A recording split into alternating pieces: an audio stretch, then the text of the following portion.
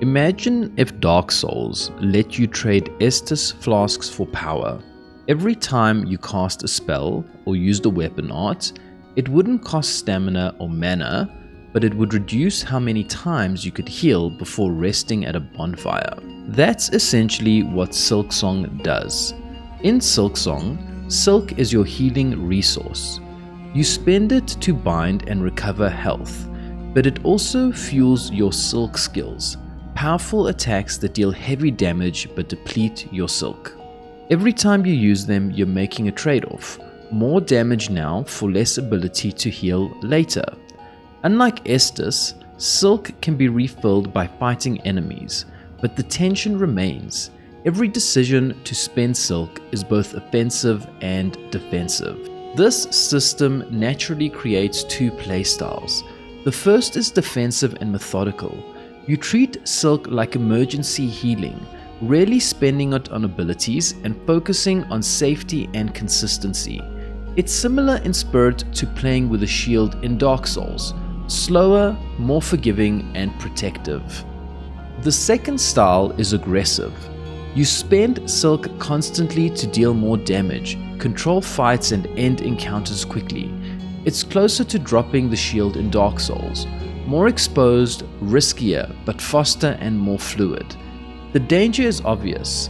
Take a few hits and you may find yourself unable to heal when you need it most. Some abilities highlight this trade-off. For example, Silk Spear is a long-range piercing attack that ignores armor. In Bellheart, it lets you clear shielded enemies quickly, speeding progress but using Silk you might need later to survive. The game subtly asks, do you prioritize efficiency or safety? Certain items also encourage specific styles. The Druid's Eye, for example, gives you additional Silk when taking damage, encouraging riskier play. Meanwhile, the Reaper Crest creates Silk fragments after binding when hitting enemies, letting you heal and rebuild Silk quickly to stay aggressive even after taking damage. The most interesting part is how this encourages dynamic play. Effective players switch between styles depending on health, enemy density, and risk. When healthy, you play aggressively, using Silk to maintain momentum. When danger looms, you retreat into a conservative approach, treating Silk as pure healing. This ebb and flow emerges naturally from the system without any explicit instructions.